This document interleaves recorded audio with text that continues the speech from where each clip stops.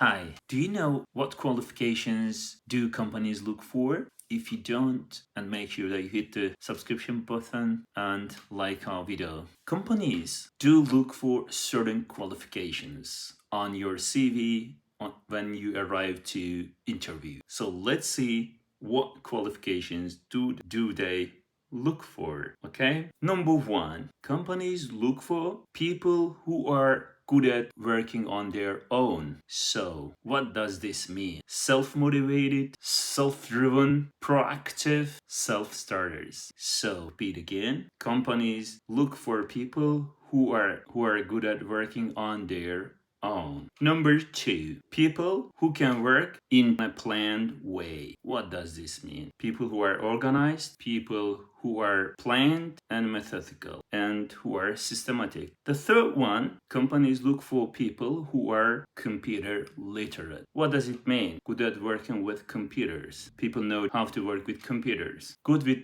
computers. It means computer literate. Another qualification, good with numbers. So people who are good with numbers, number literate, like numeric. Okay. So the next one is very keen to do well in their job, which means motivated. Another one is naturally good at people. The qualifications, naturally good at what they do. So which means that talented people. Companies look for talented people. The other one, and the plays utmost important, if you work well with in teams with other people. So this is called team player. Are you a team player? If you are, good. Some people are not good at working in teams, and companies do not want to work with those people because almost all companies need people who have good qualifications, good skills, working in teams. Now let's talk about curriculum vitae, which means CV,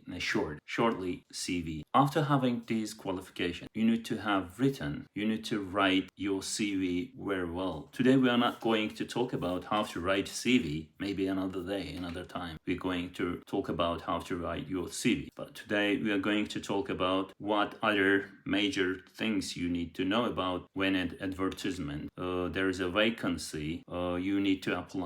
So words that you need to know before you apply a job. Okay, let's go. When there is a job available for someone to apply, we call it vacancy. Okay, right. So when there is nobody to do the job, there is a vacancy. So a job that no one is doing requires someone to fill up. Therefore, there is a vacancy. So another word is vacant. If a job is vacant, someone needs to be employed to do it. If a job is vacant, someone needs to be employed to do it. Application form. When you apply a job, you complete a form in order to apply a job about your background. Covering letter or cover letter in American English.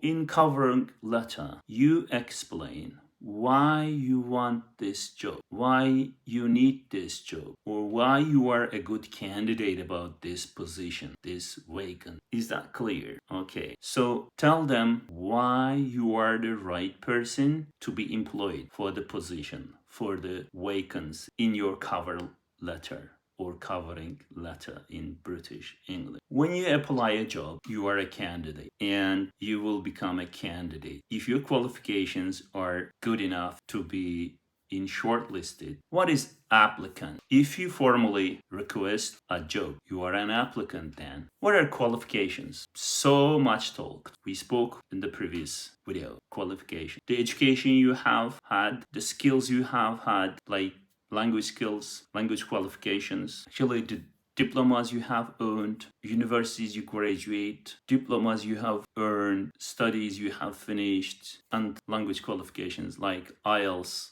CAE, CPE, etc. Reference letter. What is a reference? What is a reference letter?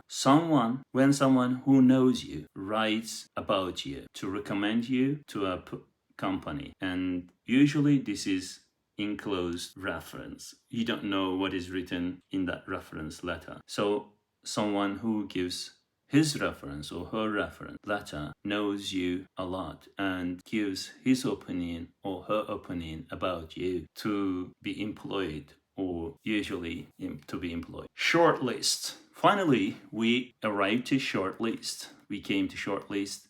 What is a shortlist? When a recruiter eliminates most of the candidates and remains four to five candidates, and if you are in one of the 4 or 5 people, this means this is a short list that can highly be employed. So if you remain in three to four people for a position and remains only 3 to 4 people, this means that you are in the short list to be employed. If you are offered the position, this is good. You can accept it or you can turn it down. Once you are offered the position, you can accept, and or if you don't like the conditions, some of the conditions maybe, you can turn down, which means you reject the offer. So you turn down the offer, you refuse the offer, and you do not accept. After you accept the position offer, there are two types of work. Full-time, part-time.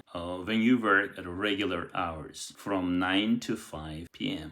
What is part-time? Part-time work is less than normal or regular hours. You work less than normal hours, maybe 4 hours per day or 3 days per week. These are just examples. Thanks for watching. This is the end of today's lesson. I hope you like it and enjoyed my lesson. Please do not forget to subscribe our channel. Hope you follow us and share this video. Take care. Bye bye.